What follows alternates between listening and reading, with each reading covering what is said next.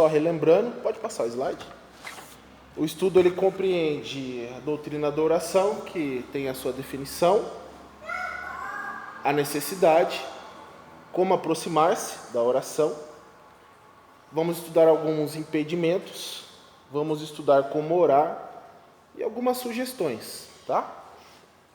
Então, tudo isso aqui é pautado no que está revelado na Bíblia para a gente, tá? Então, tudo é bíblico, né? Aqui, o autor desse estudo, ele tenta nos ensinar uma maneira mais correta de orar, tá ok? Então, hoje a gente vai para a terceira parte, que é como se aproximar da oração. Então, tem uma maneira correta de você se aproximar da oração, tá ok? Então, o primeiro ponto que a gente vai estudar é contemplando o livro, tá ok? Então, você se aproxima da oração. A oração é um ritual, tá? Todo ritual tem uma maneira de ser feita, não é de qualquer jeito. Você não ora de qualquer jeito, você não lê a Bíblia de qualquer jeito, tá? É um ritual, uma maneira de fazer. Então, contemplando o livro. Aqui o autor vai falar sobre George Miller, né? Se alguém já leu sobre George Miller, ele era um missionário e eles falavam que quando George Miller orava, o céu parava para ouvir a oração dele. Quando eu li a biografia dele, na biografia diz o quê? Que uma vez ele estava no navio, que ele é de 1800 e pouquinho, ele estava no navio, navegando, e ele tinha que chegar no local para pregar. E naquela época não tinha radar, não tinha todo esse sistema de navegação que existe hoje, GPS, não existia nada disso, era visual. E estava uma neblina muito forte, como ele já era famoso, o George Miller, o capitão do navio, falou, olha, hoje pela primeira vez o senhor vai atrasar a sua pregação. Ele falou, não vou não, eu vou orar. Aí o capitão, posso ir orar com você? Ele, pode. Aí eles desceram, né, num quarto separado do navio, e quando o capitão foi orar, ele falou, não, deixa que só eu oro. Se for para orar duvidando, que o senhor está duvidando. Ele orou, Senhor, peço que o senhor tire essa neblina para a gente passar com o navio. Quando eles subiram, não tinha neblina mais. Então, a fama do George Miller era o quê? Que quando ele orava, o céu parava para escutar ele. Okay? Então, aquele grande homem de oração, George Miller, descobriu que é melhor começarmos o dia pela leitura da palavra de Deus do que diretamente por uma tentativa de orar. Então, você se aproxima do livro, você faz a leitura de uma passagem, de um texto, né? Pode ser a sua sequência bíblica anual, pode ser um texto que te chamou a atenção, um texto que te atraiu a curiosidade. Tá? Então, João capítulo 6, versículo 35. Então Jesus declarou, eu sou o pão da vida. Aquele que vem a mim nunca terá fome, aquele que crê em mim nunca terá sede. Então, em João capítulo 1 ele fala o quê? No princípio era o verbo, no princípio era a palavra. Então Jesus é a palavra, é o pão da vida. Então nós precisamos do pão da vida. De manhã você toma o seu café. Você come o quê? Geralmente pão. Você se alimenta. Então você se aproxima da oração primeiro pelo pão da vida. Você alimenta o seu espírito. Tá? Então, a razão disso se ilustra pelos dois elementos necessários ao cilindro do automóvel para produzir a explosão e a força resultante. Então, o automóvel você coloca o combustível. Esse combustível, com a centelha, ele explode, ele move o cilindro do carro, ele move o pistão do carro. Então, Mateus capítulo 4, versículo 4. Jesus respondeu, está escrito, nem só de pão viverá o homem, mas de toda a palavra que procede da boca de Deus. Então, a palavra que procedeu da boca de Deus é o combustível, que junto com a centelha vai explodir e vai mover o seu motor.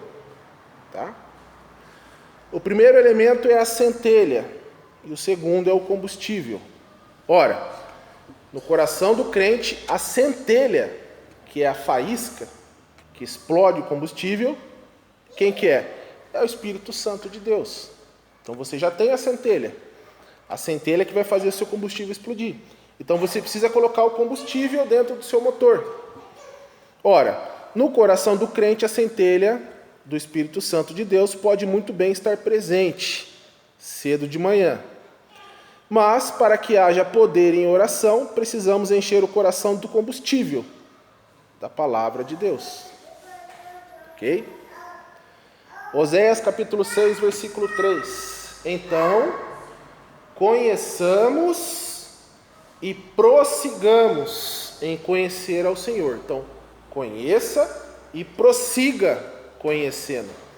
Não é um estudo que você faz uma vez e acabou, tá bom, tá feito. Não. Você não lê a Bíblia toda uma vez só. Não. Você não medita num único texto só uma vez. Não. Conheçamos e prossigamos em conhecer ao Senhor. A sua saída, como a alva, é certa, e ele a nós virá como chuva seródia que rega a terra. Então, conheçamos e prossigamos em conhecer ao Senhor. Tá? Ele é o combustível que, junto com a centelha do Espírito Santo, vai explodir e vai mover o seu motor. Ok? A leitura da palavra de Deus em atitude humilde e a meditação diária e planejada. Então veja, uma leitura humilde. Você se coloca perante Deus humilde, como Salomão. Senhor, eu não sei julgar esse povo. Eu não tenho sabedoria para julgar esse povo. Então eu peço sabedoria. Ele reconheceu que ele era insignificante. Então, humilde. E a meditação. Meditar é você pegar um texto e entender aquele texto. Meditar. Tá? Então é a atitude humilde e a meditação diária e planejada. Você tem que planejar. Tá? Sobre a palavra dele, resulta em fé, em poder e em vontade de orar. Ok? Você não marca o compromisso, você não marca o dia, a hora do seu compromisso, naquele dia, a hora você não marca nada em cima. Não, aquele dia eu tenho aquele compromisso.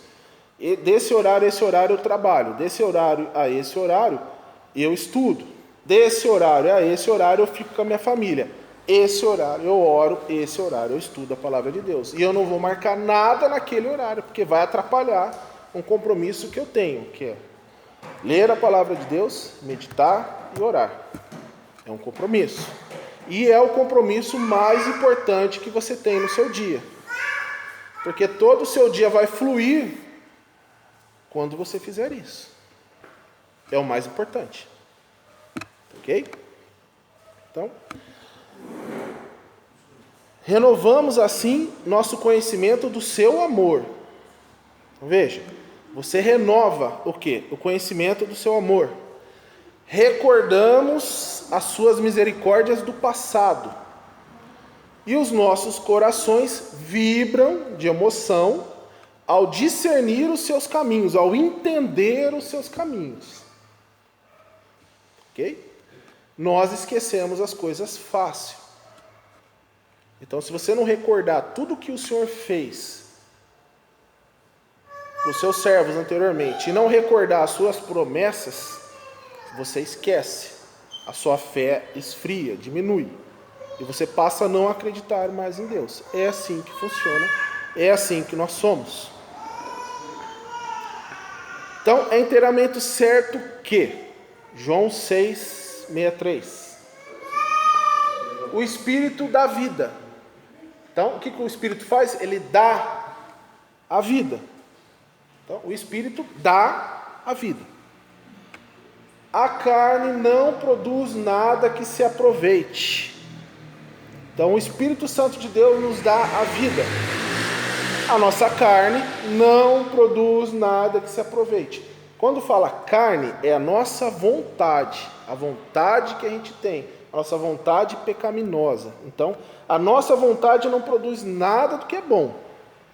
Paulo diz: O bem que eu quero fazer, eu não faço. O mal que eu não quero fazer, esse eu faço. Então, a carne, a nossa vontade caída, pecaminosa que herdamos de Adão, não produz nada que se aproveite. Tá? As palavras que eu lhes disse são espírito e vida.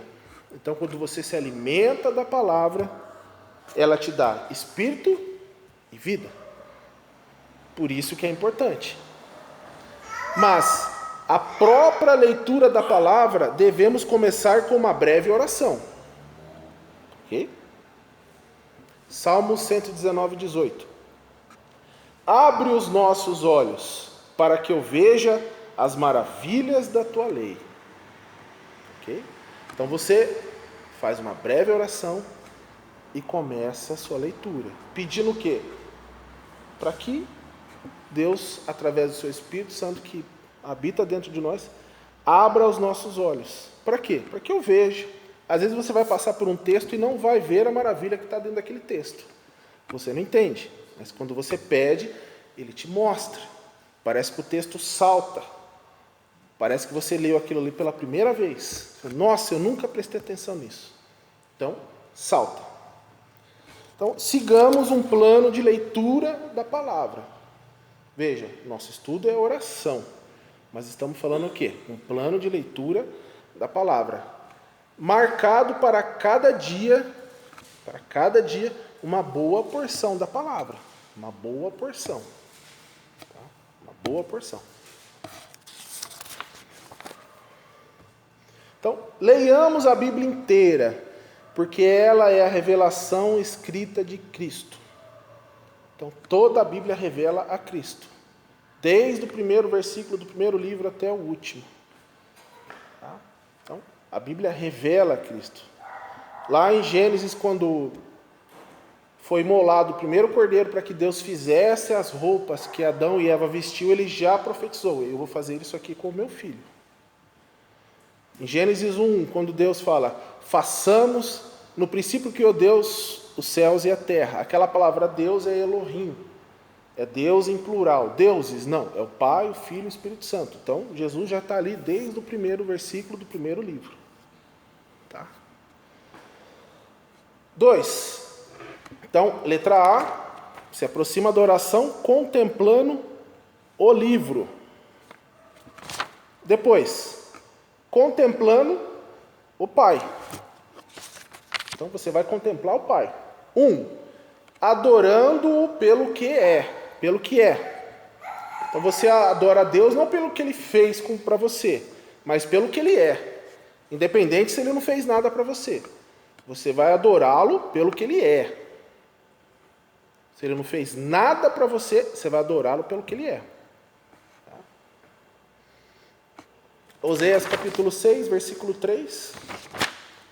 Então conheçamos e prossigamos em conhecer ao Senhor. A sua saída como a alva é certa, e Ele a nós virá, como chuva seródia que rega a terra.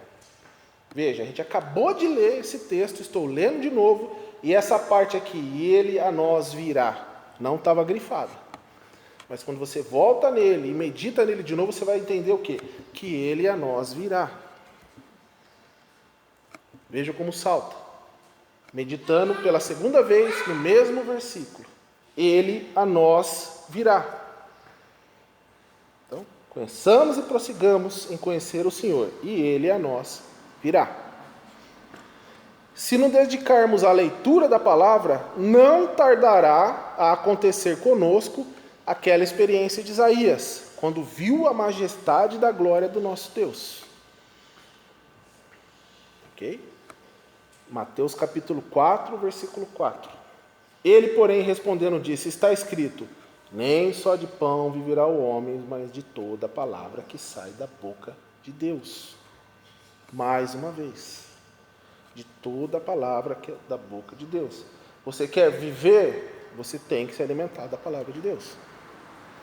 Salmo 119, versículo 16. E como que você faz isso? Com prazer. Tenho prazer nos teus decretos. Então, para o cristão que tem uma prática diária, ele tem o quê? Prazer, não é penoso, não é dificultoso, não é trabalhoso, não. Tenho prazer nos teus decretos, não me esqueço da tua palavra. Por que ele não se esquece? Porque ele tem prazer, porque ele estuda, porque ele medita todo dia. Então, todo dia ele lembra da palavra, porque ele tem prazer. Ok? É como se você fosse num restaurante e comesse uma carne preparada de tal maneira que estava muito gostosa e você vai lembrar para sempre daquela refeição. Por mais que você não volte a comê-la, a mesma coisa é a palavra de Deus. Você vai lembrar dela para sempre e vai sempre querer comer mais. Primeira carta do apóstolo Pedro, capítulo 2, versículo 2 ao 3. Como crianças recém-nascidas, então veja, uma criança recém-nascida, desejem de coração o leite espiritual puro. Então a criança chora, ela se contorce, ela berra, ela precisa, ela necessita do quê? Do leite espiritual puro. Então a nossa atitude com a palavra é essa, como crianças recém-nascidas. Para quê? Para que por meio dele cresçam para a salvação. Um crescimento. Lembra como Paulo escreveu para os coríntios? Eles ainda são crianças. Eu queria falar com vocês como adulto, dar um alimento sólido para vocês, mas eu tenho que dar o leitinho para vocês. Por quê? Porque vocês não conhecem nada da palavra, e vocês não a praticam. Então, para que cresçam para a salvação. É esse crescimento que Paulo está falando. Agora que provaram que o Senhor é bom. Então você provou, o Espírito Santo selou você, você nasceu de novo. Você provou que o Senhor é bom. Agora você vai crescer. Através do quê? Do leite espiritual puro. E depois, o alimento sólido. Mateus capítulo 6, versículo 33. Busquem, pois. Veja que o que Jesus está dizendo. Ele está dando uma ordem. Busquem. Ele não está dizendo se possível, se der, se você tiver tempo, se não for atrapalhar a sua rotina. Não, ele está dizendo, busquem, pois, em primeiro lugar, o reino de Deus e a sua justiça. E todas essas coisas lhe serão acrescentadas. Ou seja, qual é a primeira coisa que você vai fazer quando acordar? Buscar o reino de Deus. Para quê? Porque todas essas coisas que você deseja serão acrescentadas. Então, busque em primeiro lugar. Então, se nos dedicarmos à leitura da palavra, não tardará a acontecer conosco aquela experiência de Isaías, quando viu a majestade da glória do nosso Deus. Pois cada versículo, igual um diamante, faz cintilar perante nossos corações a multiforme graça e glória de Deus. Assim, baseados na palavra, é que podemos adorar a Deus pelo que realmente é. Então, se você não conhecer quem Deus realmente é, você não consegue adorá-lo pelo que Ele é. Em tais ocasiões, sobem aos nossos lábios muitas palavras dos Salmos e também exclamamos como Paulo. Romanos 11, 33. Que é o anterior, né? Ou eu pulei? 11:33. Não, pulei. Não tem problema, tem aqui. Ó profundidade da riqueza, tanto da sabedoria como do conhecimento de Deus. Quão insondáveis são seus juízos e quão inescrutáveis os seus caminhos. Então, isso vai saltar aos seus olhos. Você vai adorá-lo pelo que ele é, conhecendo-o. Ok? 2. Então, contemplando o Pai. 1. Adorando pelo que Ele é. 2. Agradecendo-lhe pelo que Ele já fez. Pelo que Ele já fez. Vou repetir. Pelo que Ele já fez. Quando eu acordo de manhã após orar, eu lembro que a minha filha e meus filhos quase morreram. Os dois quase morreram. Os dois. A Alícia por 3 vezes. E só não morreu pela graça de Deus. Tanto um como o outro foi um milagre. A minha filha foi desenganada pelos médicos. Falou, meu filho. Falou, ou morre ou fica com sequela. Então, adorando-lhe pelo que ele já fez. Não só em nossas vidas, mas também pelo que ele fez, que está relatado na Bíblia. Ok? João capítulo 11, versículo 41 a 43. Então tiraram a pedra.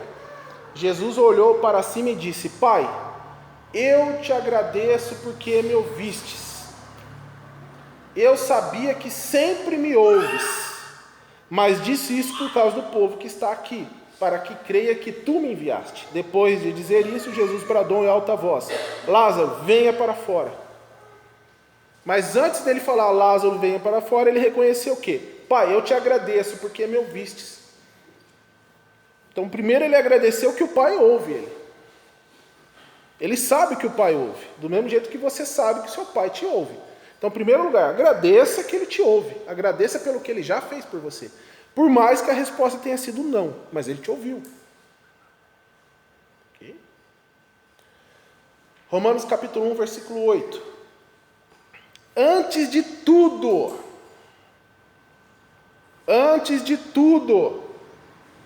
sou grato ao meu Deus. Antes de tudo, sou grato ao meu Deus, mediante Jesus Cristo por todos vocês, porque em todo mundo está sendo anunciada a fé que vocês têm. Então Paulo escrevendo, dizendo, antes de tudo sou grato a Deus, mediante a Jesus Cristo, por quê? Pelo que Jesus já tinha feito com eles.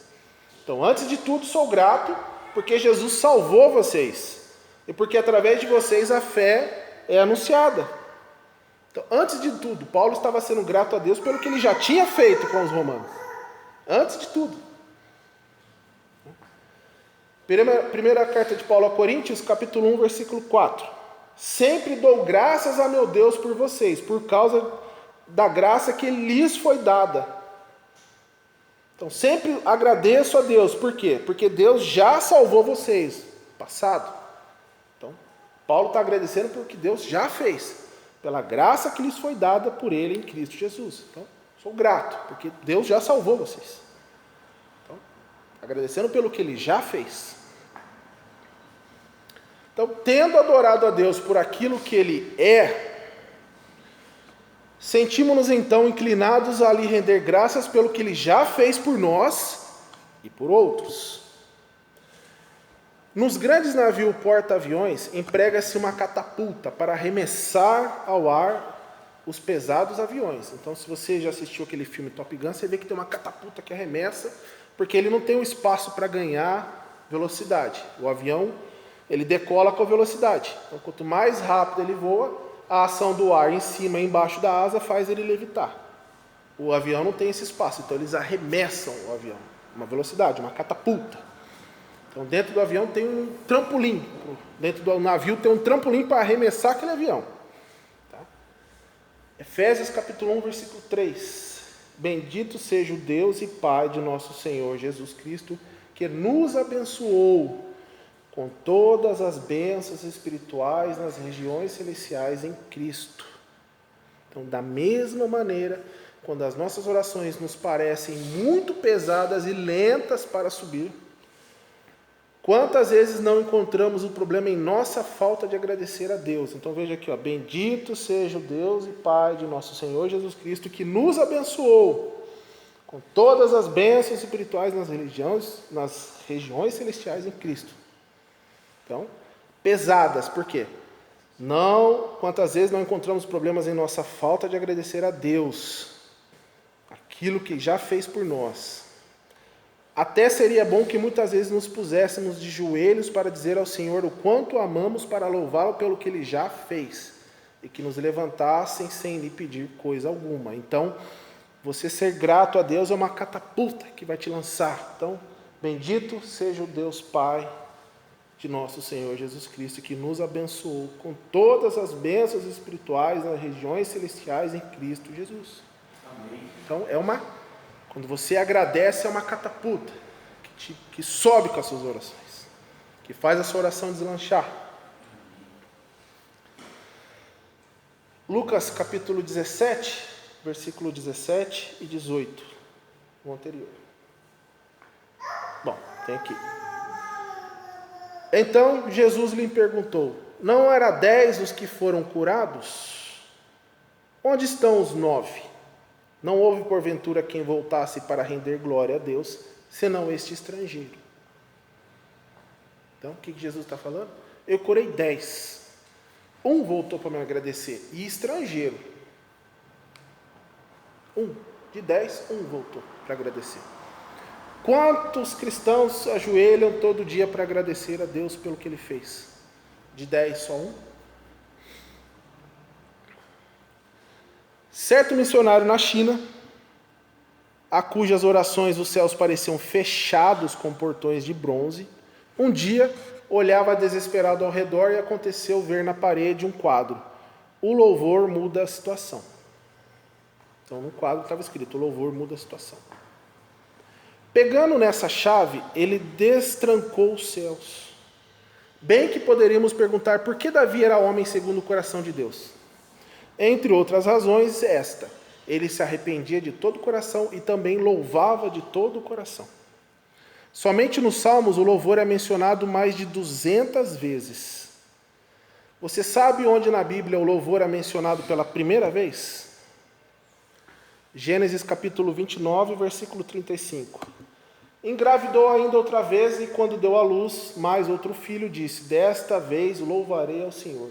Assim deu-lhe o nome de Judá. Então parou de ter filhos. Então, nosso Senhor foi descendente da tribo de Judá. Então, quando nasceu Judá, o Senhor foi louvado. Jesus descende da tribo de Judá. Tá? Agora, o que significa Judá? A palavra Judá em hebraico significa louvado, glorificado e exaltado. Louvado, glorificado e exaltado. Então, o Senhor vem da tribo de Judá. Então, ele é louvado, glorificado e exaltado. Louvado. Salmo 107, versículo 8. Louvai, pois, ao Senhor por sua bondade e por suas maravilhas para com os filhos dos homens. Então, louvai, pois, ao Senhor por sua bondade. Então, ele é bom. E por suas maravilhas com os filhos dos homens. Então, agradecendo pelo que ele já fez. Sempre. Então, primeiro ponto, adorando pelo que ele é. Segundo, agradecendo-lhe pelo que ele já fez. Terceiro, achegando-se a ele como filho. Como filho. Então, acima de tudo, não esquecemos de que o Deus Todo-Poderoso, aquele, Isaías 40, 22, ele se assenta no seu trono, acima da cúpula da terra, cujos habitantes são pequenos como gafanhotos. Então ele está assentado no seu trono acima. E também o nosso próprio e querido Pai. O próprio e querido Pai. Então, ao mesmo tempo que ele é o Deus Todo-Poderoso sentado no seu trono, ele é o nosso Pai. Próprio e querido Pai. Romanos 8,15. Pois vocês não receberam um espírito que os escravize para novamente temer. Não. Mas receberam o Espírito que os adota como filhos, por meio do qual clamamos Abba, Pai. Então, achegando-se a Ele, Deus Todo-Poderoso, que merece toda a reverência, que você deve se humilhar debaixo das mãos deles, mas sabendo que Ele é o seu Pai. Gálatas 4,6. E porque vocês são filhos, Deus enviou o Espírito de seu Filho aos seus corações, ao qual clama Abba, Pai. Então, os tradutores da Bíblia hesitaram em traduzir por completo a palavra Abba, pois o verdadeiro significado é papai. Portanto, achegamo-nos a Deus como crianças ao seu próprio e querido Pai, e com a mesma simples fé das criancinhas. Por isso que Jesus fala, o reino dos céus são das crianças. porque você é uma criança. Você tem que ser uma criança perante o Pai. Certa menina estava passando a noite fora do lar, sentindo um pouco de medo. Pediu permissão de orar antes de se deitar, como era o seu costume, e orou: Pai, peço que me faça sentir aqui a mesma segurança que tenho a deitar lá em casa. Hesitou um momento, então acrescentou: claro que tu o farás. Então, claro que tu o farás. Você é meu Pai e você me protege. Mateus capítulo 21, versículo 15 ao 16. Mas quando os chefes dos sacerdotes e os mestres da lei viram as coisas maravilhosas que Jesus fazia e as crianças gritando no templo: Hosana ao filho de Davi, ficaram indignados e lhe perguntaram: não está ouvindo o que essas crianças estão dizendo? Respondeu Jesus: sim. Vocês nunca leram dos lábios das crianças e dos recém-nascidos suscitastes louvor? Então, como crianças. Aprendendo a orar quanto não podemos aprender com as crianças, observando-as, aprendendo a brilhante esperança e a humilde dependência. Como as crianças, também nós confiaremos em Deus por nossas necessidades diárias. Pois qual é a criança que se aflige por causa de comida e roupas? Salmo 131. Senhor, o meu coração não é orgulhoso e os meus olhos não são arrogantes. Não me envolvo com coisas grandiosas nem maravilhosas demais para mim. De fato, acalmei e tranquilizei a minha alma. Sou como uma criança recém-amamentada por sua mãe. A minha alma é como essa criança. Põe a sua esperança no Senhor, ó Israel. Põe a sua esperança no Senhor, ó Israel, desde agora e para sempre. Então, você verá que o rei Davi pensava sobre esse assunto. Seria bom esforçarmos cada dia, cada hora para receber o Espírito Santo, a atitude de criança. Porque Jesus disse, Mateus 18, do 1 ao 4, naquele momento os discípulos chegaram a Jesus e perguntaram: quem é o maior do reino dos céus, no reino dos céus? Chamando uma criança, colocou-a no meio deles e disse: eu lhes asseguro que, a não ser que vocês se convertam e se tornem como crianças, jamais entrarão no reino dos céus. Portanto, quem se faz humilde como esta criança, este é o maior no reino dos céus. Ok? Então, este é o maior no reino dos céus. Ok, irmãos? Então, hoje a gente aprendeu como se aproximar da oração, ok? Contemplando o livro, contemplando o Pai, adorando pelo que Ele é, agradecendo pelo que Ele já fez e achegando-se a Ele como filhos. Ok, irmãos? Então vamos orar para que Deus abençoe essa palavra que nós acabamos de estudar. Pai, obrigado por essa misericórdia de estarmos aqui, meditando na Tua palavra, aprendendo do Senhor, porque um dia estaremos com o Senhor para sempre, Pai. Então que nós possamos chegar perante o Senhor preparados, aprovados, para que possamos estar com o Senhor, gozando a Tua glória, o Teu reino, e possamos louvar o Senhor por toda a eternidade, Pai. Glorificar o Senhor por toda a eternidade. Em nome do Senhor Jesus, que nós oramos e agradecemos. Amém. Obrigado, irmãos.